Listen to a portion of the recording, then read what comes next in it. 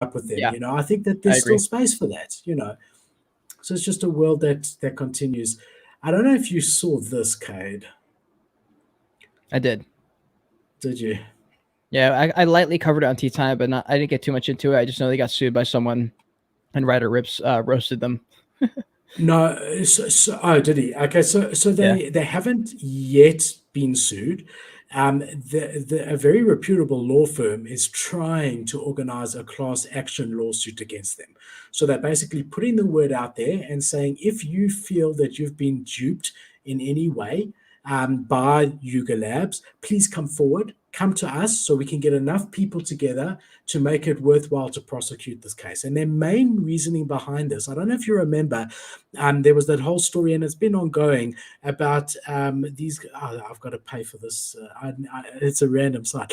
There was this whole thing about being able to buy Bored Apes if you were a celebrity at a discounted price through influencers who are selling them, right? Hmm. And them doing shady deals and private deals and giving it to you. So basically, this law firm Scott and Scott, which is a very very large USA based. Have you heard of them, Scott and Scott? Hmm.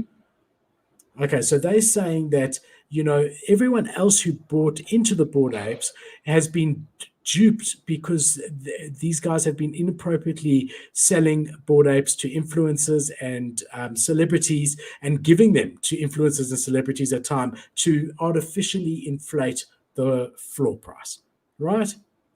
So they're calling it Yeah. fraudulently promoted NFTs.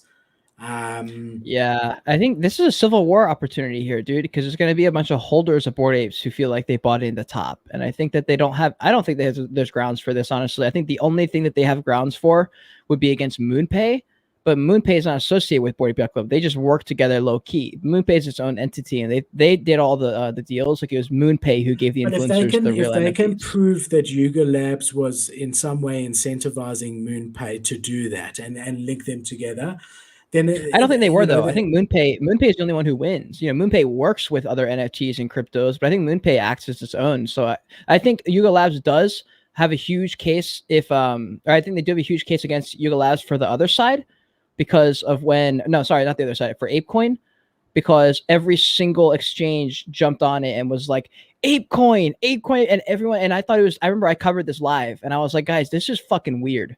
I've never seen the entire crypto space come together to promote a coin that's not even theirs. It's literally for another company. Because I know everyone's gonna be excited because they're gonna get some extra volume on their thing. But I was like, this is weird, guys. Like everyone is excited about ApeCoin, and these are companies. This should not be legal that they're all promoting the ApeCoin. It was very weird to me, and I thought this is gonna have some kind of legal issue later on. That's what I thought. I thought that's what it was, but it wasn't. no, yeah. Look, I don't know on that side whether something will come up. I think, first of all, on the one side, people are opportunistic. They see a company doing well like Yuga and they want to, in some way, get some of that pie, right? There's Dude, always that. it felt scummy. They all tweeted at the exact same time. It was the same kind of tweet. I was Is it like, guys, is this that not looks. marketing to some degree? But that's what I'm Where's saying. the Like line? that shouldn't be legal because that's an asset that they're pumping. I'm like, that's an asset you're pumping on your own platform. I'm like that shouldn't be legal. It's not. It's different if you're like promoting a product that they're going to get something, but when you're promoting an asset that's supposed to go up and they're dependent on more people buying it more expensive than you bought it for, that's like I don't know, So just look, objectively. yeah, I hear you completely. There's two sides to it, and I don't know which side I'm on, but I'm just saying there's two sides to it. The one side Yeah. is that if you want to buy my house, and I ask for 5 times what the house is worth, and you end up paying that, do you have a claim against me? The answer is no. Willing Hmm. buyer, willing seller. However, if you want to buy my house and I pretend that my house has got features that it does not have, and as a result of that, you end up paying 5 times the value, then you do have a claim against me, right? Correct. So that's what this company, Scott and Scott, this law I firm is see. saying. They're saying that yes, willing buy is fine, but they have artificially inflated the floor price and pretended that it's something that it's not in a way by doing what they've been doing with these shady deals and getting influencers. Sometimes they're saying influencers have been dropped a Bored Ape. They haven't even paid for it. They don't even know where they got it. And then they contacted to say, will you mention that you got a Bored Ape, or will you change your PFP?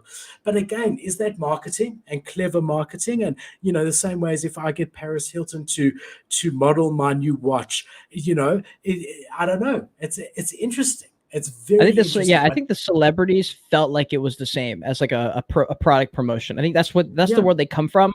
So I think when they're approached with their lawyers and they say, hey, here's an opportunity to make 900 ETH, all you have to do is do this thing. They're like, fuck yeah, that's the same as my normal promotion stuff.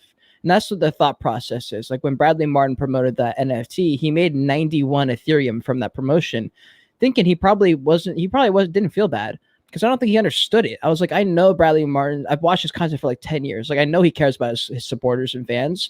I know he didn't do it with the intention to screw them over, which is what happened. Like, everyone bought this coin or this NFT, then it crashed a few weeks later. So a classic celebrity pump and dump. But I know that for him, he didn't think about it like that. He was like, oh, like I just do this, we get money and everybody wins. No problem. But he didn't think about what NFTs were, because he didn't know anything about NFTs. I think that's the issue with the celebrities. They don't understand what they're doing. They just get whatever their lawyer says. And they're like, okay, money, yes. So, I don't know. I'm watching it with a lot of interest. I'm just interested. I think it's very, very interesting. All right, then we've got a question here. Have you heard of carrots?